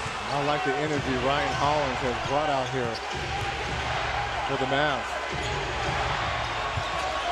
They double up on Duncan. And Dallas has done an excellent defensive job here in the third quarter. Bowen not able to hit. Rebound Hollins. And why not double team Tim Duncan? It really doesn't look like there's anyone else for the Spurs who can score. Curry misfired on a three. Oh, the steal by Kidd, taking it away from Mason, and Mason is called for the foul. Got him put Kidd at the line because San Antonio was over the limit. And see what happens when Tony Parker goes to the bench. You don't have a really true point guard. This is Roger Mason, who is a shooting guard / small forward who's not used to getting the outlet pass from a big man. A normal point guard understands he's probably going to have traffic behind him. Roger Mason's not used to playing point guard. Brandon Bass coming on. Antoine Wright checks in, replacing Dirk Nowitzki and Josh Howard. Howard sits down with 23.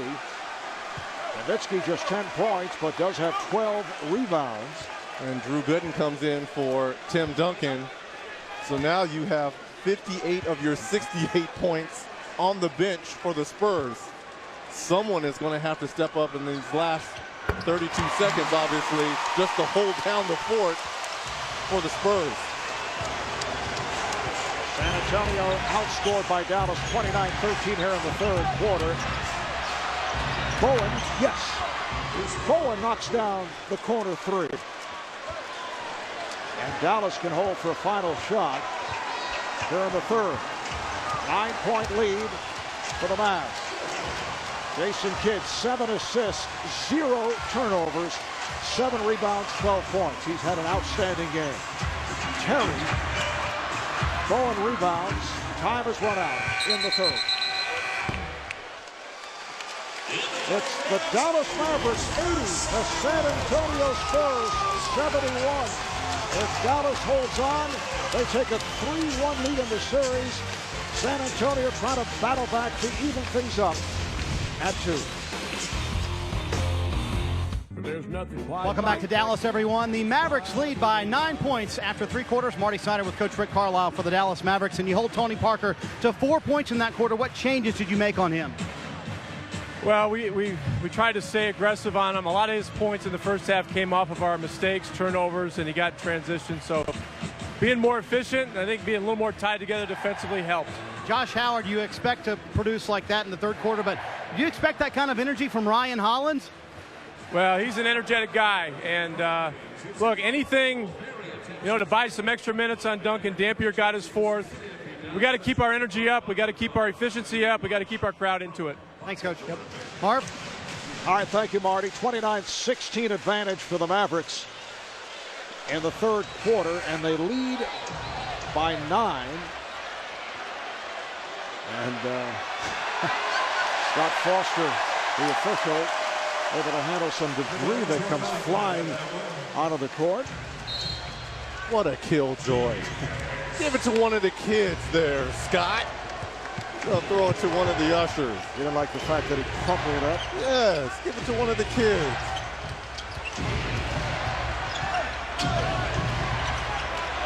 Here's Mason. Popovich looking for some more scoring. Stays with Roger Mason, the rookie George Hill. Drew Gooden's out there now to give Tim Duncan a rest. Tony Parker sitting down. Kidd is open for 3. Look out, foul is called as Gooden, and Hollins got involved. A push called on Gooden.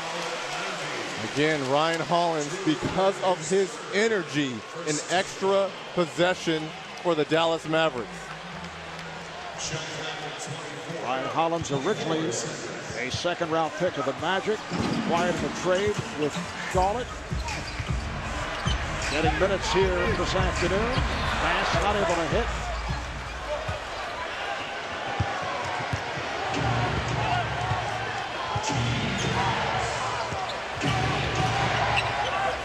Udoka open for 3.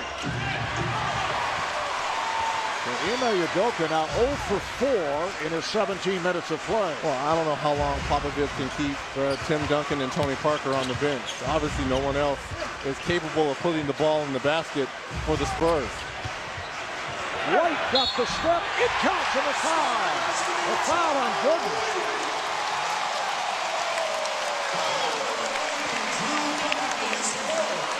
And this is a mismatch right here. There's no way that Drew Gooden is going to be able to guard Wright out on the perimeter. Wright does a good job of crossing over, getting into the middle, using the basket, and the foul from behind by Drew Gooden. Antoine Wright, originally a first-round pick of the Nets, came to Dallas last February in that Jason Kidd, Devin Harris trade. Done a good job here today. Tim Duncan and Tony Parker check back in.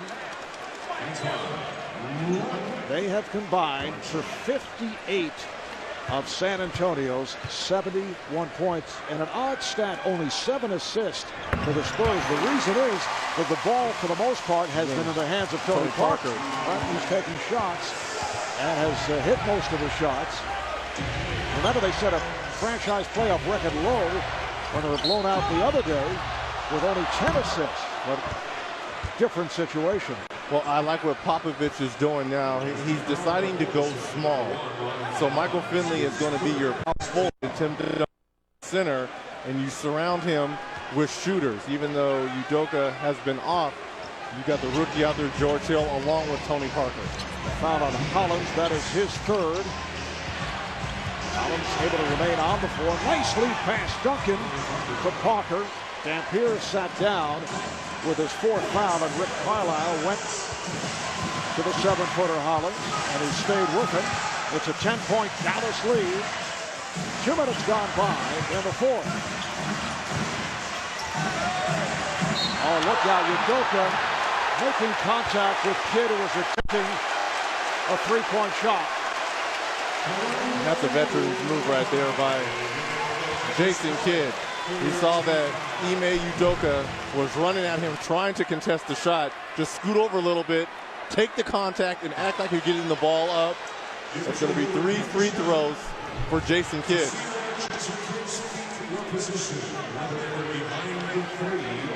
And I'm told that they will review that last play just to make certain that Kidd was in three-point territory. And smart move. You see the little, that right foot, it's hard to tell right there if it's a 2 or 3. But both of these teams don't go to the free throw line a lot. The San Antonio Spurs actually are 30th in the league at free throw attempts at 20.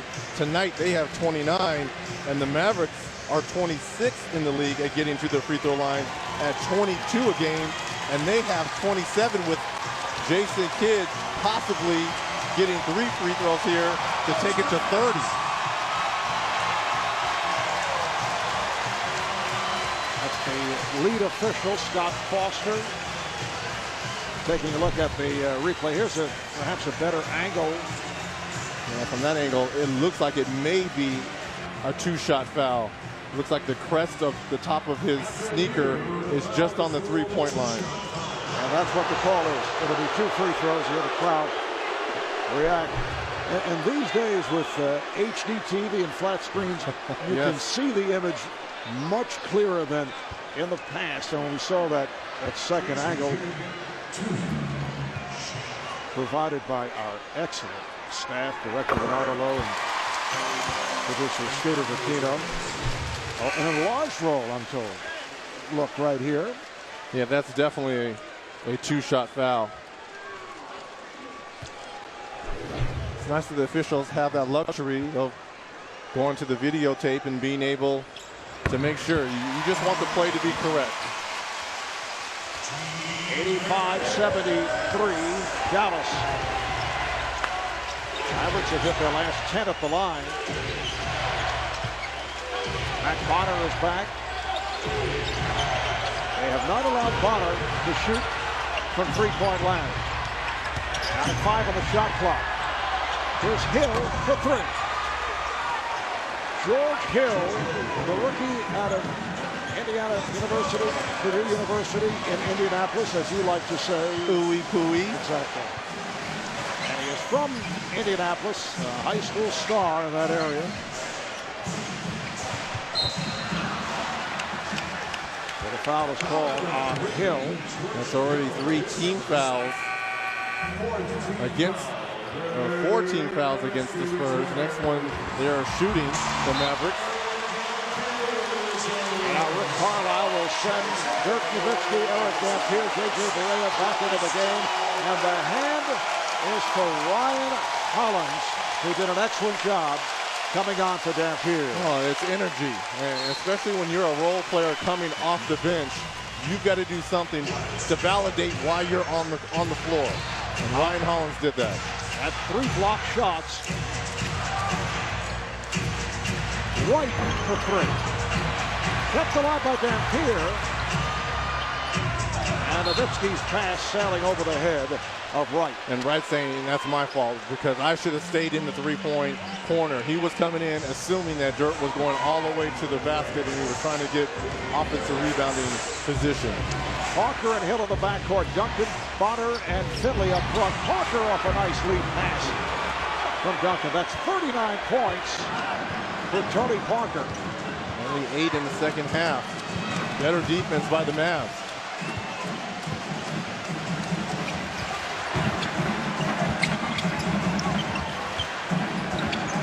Wright trying to lose Finley on a screen. Now Finley playing Nowitzki. Shot clock to 3.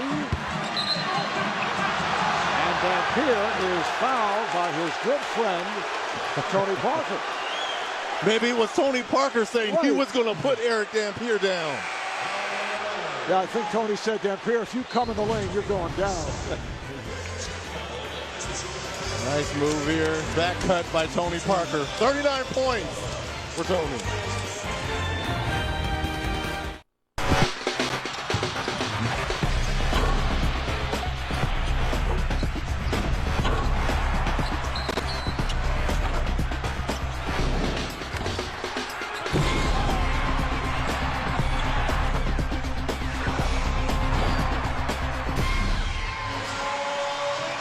Been a superb season for Jason Terry. Yesterday named the winner of the NBA Sixth Man of the Year award, and before today's game presented with the trophy to make it official. Jason in his 10th season averaging 19.5 points coming off the bench in 63 of the 74 games that he appeared in. Missed 8 games with a broken bone in his left hand, and Jason becomes the 3rd Maverick to win the award. Roy Tarpley in 87-88 and Antoine Jameson 2003, 2004. And I like his comments afterwards. Obviously thanking his teammates, but bringing the fans into this as well, saying he wouldn't be as successful as each and every night when he takes the court here 41 times a year. The fans supporting this Dallas Mavericks team, and he says he's hungry. He wants to win another one. But obviously he's going to have stiff competition if Manu Ginobili comes back healthy next year. As you mentioned, Manu won the award last season, 87-78, Dallas for 5. They just kind of shoved him out of bounds, and that's 5 fouls. And now you bring in the new Energizer Bunny and Ryan Hollins. Is he going to be able to contain Tim Duncan? Only 7.5 minutes left. You're going against an all-pro, future Hall of Famer. It's a big task. Hollins played 11 minutes, did a nice job, came up with 3 blocked shots.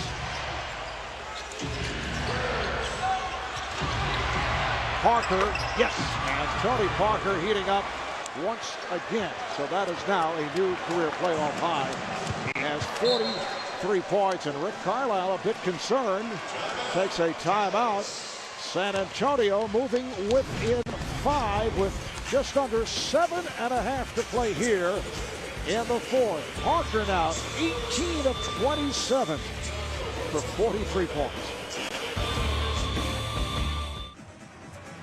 Well, Matt Bonner recently treated a local elementary school essay contest winner and his classmates to a fun-filled tour of a local bakery. Students learned all about the bread making process before sitting down to sample some of their fresh baked bread. complete with toppings of their choice. The NBA, where caring happens. Reggie getting very hungry just watching the bread flying by. It's an 87-82 Dallas lead. San Antonio has come out, hit 5 of 7 from the field in the fourth quarter to work their way back into it. Dallas just 1 of 6 from the floor without a field goal the last 3.5 minutes. They had that drought earlier when San Antonio took the lead. Duncan slaps it away. Shot clock down at 3. Down to 2. That's a 3-point attempt by Howard. And how things have turned. Tony Parker heating up, 43 points in all, 31 in the first half to tie the Iceman George Gervin, most points in a half in San Antonio playoff history. Duncan now being played by Hollins, who came out for Dampier. Duncan goes right at him in the foul. It's a block on Hollins. Well, that's the best you probably could play him if you're Ryan Hollins. You stayed down on the jab step. You didn't go up for the pump fake. You knew he was going baseline. You slid your feet. You just kind of extended your hand a little bit, and that's where the foul occurred. Duncan 9 of 16 at the line, but showing some signs his last couple of trips. Let's check out the upcoming national television schedule tonight on ESPN. Lakers and Jazz game 4 at 9 o'clock Eastern time. Jazz trying to tie that series 2 apiece. Tomorrow on ABC, Boston at Chicago, Cleveland at Detroit. Couple of game 4s, and then Monday on NBA TV, it's Denver in the Big Easy to face the Hornets starting 8:30 p.m. Eastern time. Earlier today, Hornets beat the Nuggets 95-93. Chris Paul 32 points, 12 assists. So Denver now leads that series 2 games to 1. We're looking at an 11-2 run by the Spurs. They are now within 3. 6.5 to go in the fourth quarter. And where is Dirk Nowitzki at? Only 10 points, 3 of 6, only 6 field goals. Here's Kidd from downtown. That's his 3rd three-pointer. It has been an excellent all-around game for Kidd. 17 points, 7 rebounds, 7 assists. Finley on the stuff. The Mavs 90 and the Spurs 86. Well, if you're the Spurs, you can't trade baskets with them. That's a kick ball. Look at the nice back cut and delivery from Tim Duncan. See the eye contact, he goes back door, and if I can turn back time with the finish by Michael Finley. Michael Finley, a former Maverick, 2-time All-Star here in Dallas. Terry's been off. How about George Hill on defense? The rookie wasn't supposed to get much playing time this series. Popovich having trust. Duncan going at Nowitzki. Offensive foul. Nowitzki outside the restricted area. So Duncan picks up number 4. Well, and that's what Tim Duncan's saying is, was he outside the restricted area? And he definitely had both feet outside the restricted area. And here's the reaction by Tim Duncan. No, it's not where you landed. It's where he was when you went up for the contact. Nowitzki with some space. Ryan Hollins with the offensive rebound. Here's Nowitzki, and then changed his mind. Looked like he was going toward the basket. Really picked off by Potter. Terry. And Finley moves it across with 5 minutes to play in the fourth quarter.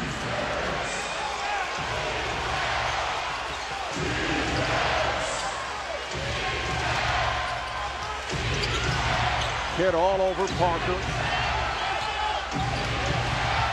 Parker to the fadeaway. Nowitzki and Kidd battling with each other. Easy could have been a travel call right there. Rick Carlisle going deep in his bench with Eric Dampier picking up his 5th foul. Ryan Hollins getting it done and bringing the energy off the bench, using his body, bodying up Tim Duncan, not worried about picking up the foul, making Tim Duncan take tough turnaround jump shots. Anyone coming into the lane, you protect the paint. And what do you do here? The nice follow offensive rebound, 5 rebounds for Ryan Hollins, though he did pick up the technical foul for taunting, letting his emotions run a little bit amok here. You don't want to give away points, especially with a team with only 2 players scoring for the Spurs. And it appeared that he was going to apologize to every player on the roster. He felt bad about it. Rick Carlisle came out and said, "What are you doing?" But he's played very well. And now Finley knocks down the technical free throw. So the Mavs lead at 92-87 with 4:20 left in the fourth. And San Antonio will put it in play. Parker and Hill in the backcourt. Finley up front with Duncan and Bonner. And Tim Duncan playing with 4 fouls. There's Bonner, unable to find a 3-point attempt. And he's among the leaders in that department. Foul is called on San Antonio. It is on Bonner. On the dribble handoff right there, Bonner a little bit too aggressive of trying to hand the ball off to George Hill. Didn't come to a complete stop and just uses his body to kind of shield Jason Terry. Bonner in a battle with Nowitzki. Nowitzki with just 10 points. They double up on him. Bad pass, Parker. Chased down by Terry. And he is fouled. And Kid got him from the other side. Tony Parker is gassed because any other part of the time of the game, that would have been an easy, wide open layup. He allowed Jason Terry and Jason Kidd to catch up with him. All right, let's go to Atlanta. Here's Ernie Johnson. Thank you, Marv. Southwest game break. The Miami Heat off of their Game 2 win in Atlanta. Dwayne Wade, 33 points in that game. Even the series, now they are at South Beach. And black is back is the theme. Asking all the fans to wear black to the game tonight. That's still to come. But you got a long way to go in Dallas. Back to you. All right, thank you, Ernie. Parker missing on his first attempt. And misses both. So he is 5 of 8 at the line. And San Antonio 22 of 34. And that has really hurt the Spurs. They're down by 5 with 3.5 remaining in the fourth. Nowitzki. Rebounded by Duncan. Dirk now 3 of 8 from the field.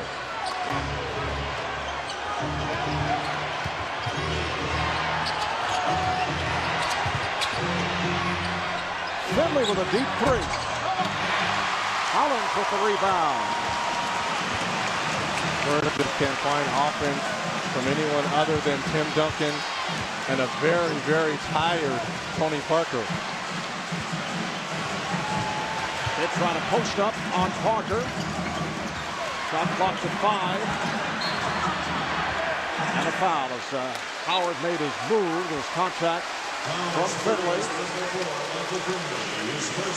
San Antonio over the foul limit. Next foul for Dallas will put them over.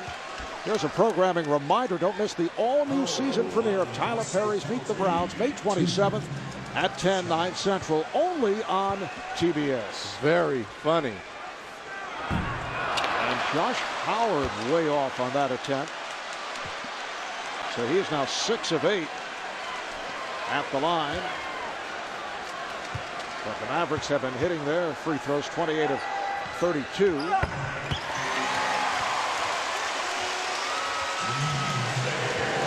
San Antonio trying to tie this series at 2. A win for Dallas. They're up 3 games to 1 with the scene shifting to San Antonio. Bonner finally got a 3 off, kept alive. And here's Hill for 3. That's his second from downtown in this fourth quarter. What was Greg Popovich doing, keeping this kid on the bench the first 3 games? Oh, what a second guess. Coming up on 2 minutes to play in the fourth. 3-point Dallas lead. They double up on Terry. They swing it. Howard to the rim. And he's fouled. Tim Duncan with number 5.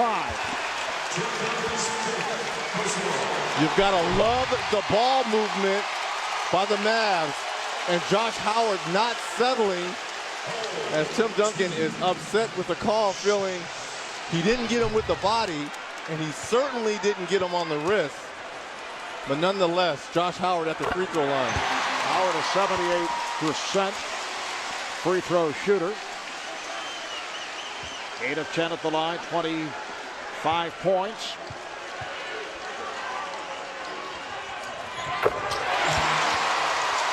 Five-point lead for Dallas as we come up on 2 minutes to play in the fourth. Parker from 3-point range. Hard to criticize Tony Parker the way he's played tonight, but that was not a good shot. But who else is going to score? George Hill has hit a couple of threes, you mentioned. Terry eluding Hill. Rebounded by Duncan. Well, this is not a time to start going for quick threes. There's plenty of time. You get some twos and a stop. Finley from downtown. Bonner with the rebound and had it slapped away. Here comes Kidd. Time running down on the Spurs. A minute 15 to play. Dallas in possession and up by 5. Kidd for Hollins. And let's see what the call is here. Foul, a push. And the foul is called on Hill. That is his second. So that will put Hollins at the line, a 59% free throw shooter. Guy who has not made many appearances at the line during the regular season, only 72 free throws. The Mavs going for their 36th and 37th free throws. Again, they were 26th in the league with free throw attempts at only 22 a game. San Antonio with a full timeout in 2:20, so Hollins misses both, and that is deflected out by Nowitzki. The Spurs will use one of those timeouts. A minute 5 left in the fourth. Dallas with a 95-90 lead on San Antonio. It's amazing, I'm the reason everybody fired up this evening. No matter what, you'll never take that from me. He won the game! My reign is as it's over! The Jazz win it! Can see. It's amazing. Clock is rolling. Rondo finds Ray out. Elevates. So amazing. It's amazing. Timeouts remaining. Spurs with a full and a 20. Mavs have the full and 2 20s. Both clubs over the limit. And Reggie, San Antonio has had a host of opportunities to close it on Dallas, but they have hit only one of their last 6 shots. Well, that was one of the keys in them knocking down 3-point shots. Only 5 of 15 to this point. They were 18 of 32 in games 1 and 2. Obviously, only 2 of 17 in game 3. That was one of the things that has to be successful for the Spurs to create that space down low for Tim Duncan is knocking down 3s. 1 minute remaining in the fourth. Bonner for 3. Rebounded by Howard. San Antonio just 6 of 21 from beyond that 3-point line, coming off the 2 of 17 on Thursday night. Nowitzki got the step. Nowitzki going right at Matt Bonner. And Dallas has opened up a 7-point lead. Timeout called by the Spurs. So Nowitzki with only his 9th shot of the game. He has 12 points, 13 rebounds. Spurs have done a good job against Nowitzki, but a big bucket right there.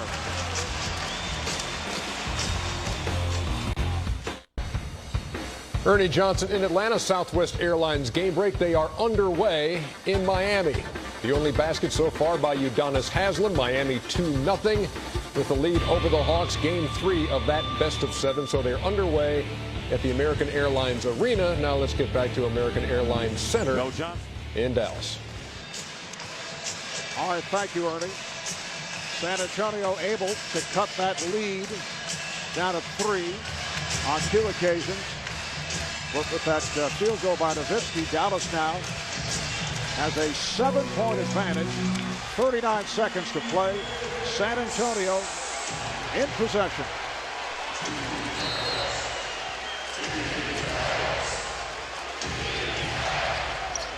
Parker gets it into Finley, fires up a 3, and that'll be a jump ball. That's the way it's been going for San Antonio from downtown. Well, you want to try and get a quick 3 right here, but Michael Finley going left, trying to shoot back right. Now you create a jump ball situation. Any 2 players can jump. It'll be Hollins and Duncan.